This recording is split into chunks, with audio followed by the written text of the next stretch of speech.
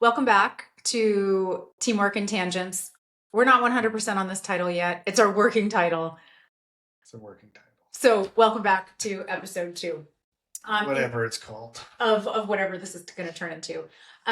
The first episode, we talked about kind of building a business and the struggle points in that. And one of the behaviors we want to talk about today is doing hard things. Grit. And grit.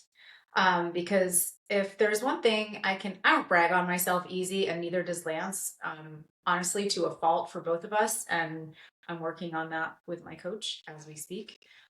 But one of the things I can say wholeheartedly that both of us have is grit and determination and willingness to put yourself in uncomfortable situations, because honestly, that's what it takes to build something great. And a little bit of ignorance. a lot of ignorance. We didn't know how hard the hard things were going to be when we first started. We don't want to scare people. But yeah, we were a little ignorant. We were too ignorant to think that quitting was an option. Yeah. And I'm glad we didn't, because here we are today. Yeah. But today is about, so this saying came to mind, the origins are fuzzy, but the saying, how you do anything is how you do everything. And it is 100% true. It is 99% true.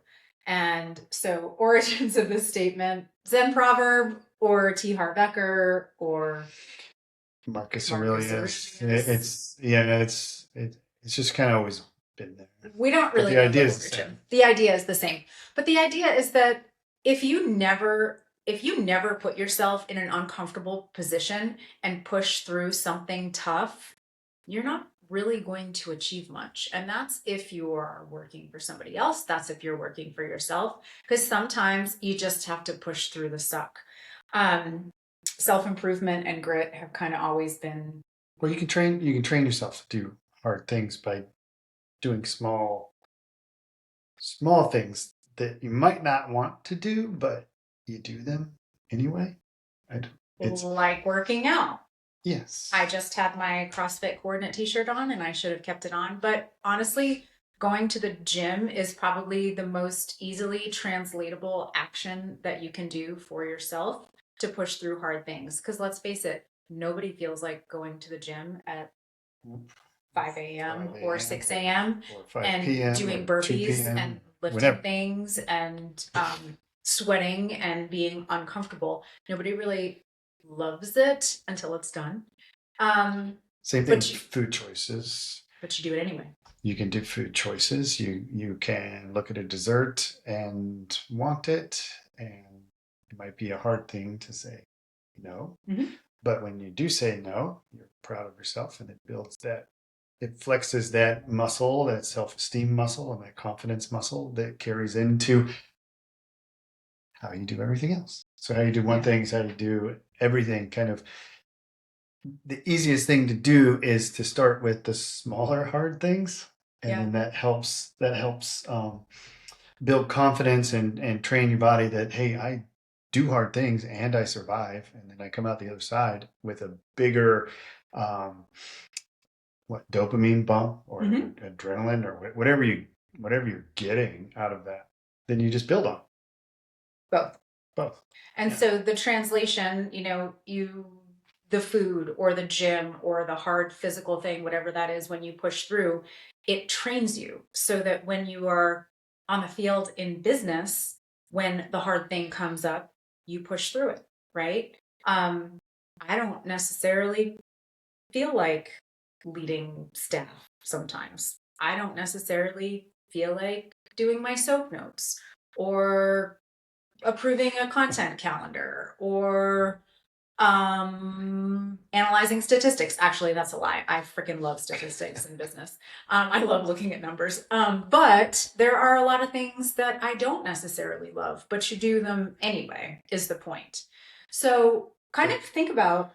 Well, the small things with that, like those are a little bit bigger. The small things are, I don't feel like making my bed. I don't feel like folding the laundry. I don't feel like putting the laundry away. Like those sorts of little things are what will add up too. right? That is true. I mean, I don't feel like cleaning the kitchen. I feel like, but I love waking up to a clean kitchen. yes. So that's the reward. And then that's how you kind of learn to do things you don't necessarily want to do, but it really trains that whole pattern throughout everything.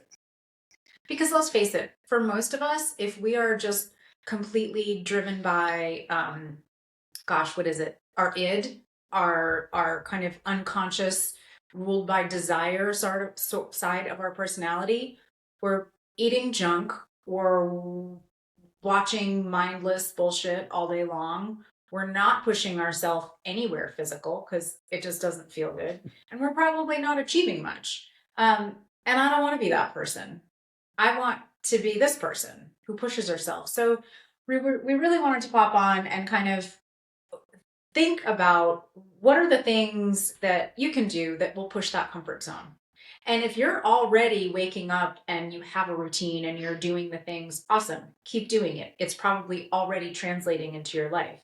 If you're not in a routine, if you don't have a solid routine, even something as simple as, like Lance said, making a bed, cleaning the kitchen, doing things in a strategic, repetitive manner that propel you forward, that fulfill promises you make to yourself. That's a big one. Burn it into your brain that you are the person that does hard things. What are we going to do that's hard this week? I don't know. Sometimes you have to find it. Parenting is freaking hard right now. I will tell you that much. Sometimes. Parenting is hard. As of this recording, our boys are 14 and 15, and we're in a different chapter. And now it's kind of like we just figured out that last. We just figured out the freaking last one. But now it kind of feels like, all right, the groundwork is laid, and they are good boys. But their challenges are different, and it kind of feels like now we are. The hard part is not screaming like a crazy person, so that they tell you things when they need to tell you things. But really, we're the bumpers at the bowling lane. That's what we are right now. And that's hard. That's really hard for me to kind of pull back the control reins. But this is where we are. Yeah. And I mean, business development is not much different than that. At a certain point, you have to trust that how, like, the standard operation that you've put in place, and then the people that you've hired, and you have to trust your team, and then you kind of stand in as more or less a guardrail. Be like, I don't know, that's probably too far this way or too far that way, and then just kind of keep them on that. But as business owner or the visionary or whatever role you are at that level, you have to keep people going in the right direction. You got to get everybody rowing in the right direction, but you're steering the ship still.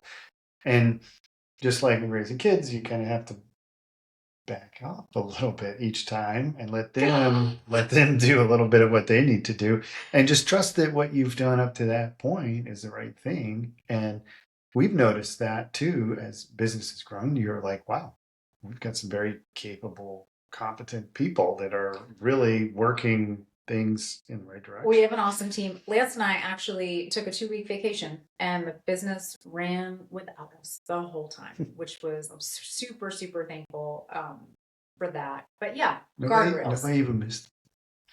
Somebody missed you. I hope. At least one person. Somebody missed you. But, talking about comfort zones, so this is when, so if you've been in business for a while, you kind of come up to this plateau where things are good and you're smooth sailing and it is comfortable. And so there's another saying that is on a t-shirt somewhere, and I don't know, I have any idea where it came from, but comfort is a slow death.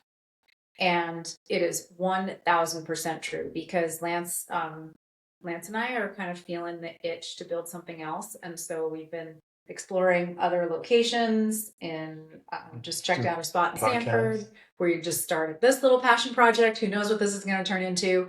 But comfort is a slow death. You have to continue to push yourself. And there's this little, like, y'all, we are all so capable of amazing things. And so when you push up against that limit of something that potentially is going to put you in a more uncomfortable spot, like it takes capital to start another business.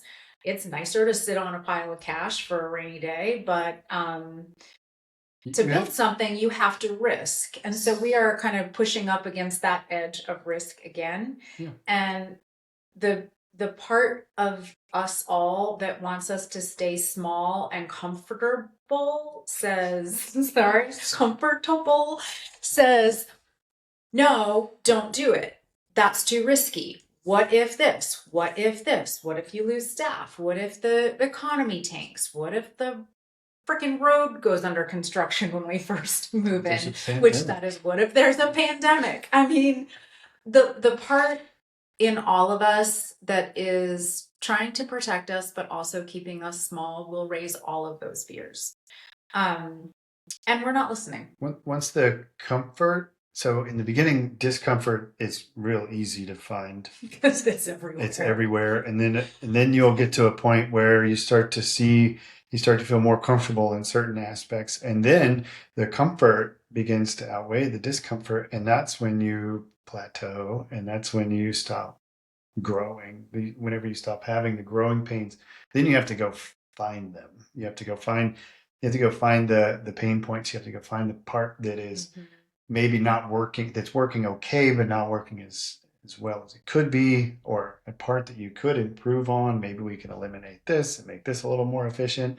You have to actually go find the pain points and the discomfort, because you can survive and just live in the comfort. But if that's a slow death, I don't want to live there. No, me neither. And that's actually our company culture. We call them the We's. I feel like there could be a better name for those. They're on our website somewhere. I think it's in the About Us section. But one of them is we are relentless about improvement. And we are relentless about improvement. And that's for us personally and also our business practices. So like Lance said, we kind of, you sit and you look for the holes and you fill the holes and you find the tweaks. But all of that to say, find the hard things. Do hard things. Find something hard and freaking do it, because you can and you should, and it will lead to more hard things. And we think greatness on the other side. So we're going to go do a hard thing. That's the path to growth. That is the path to growth. And so fold laundry. He's going to go fold laundry and I'll put it away. It's not untrue. All right. Peace out, you guys.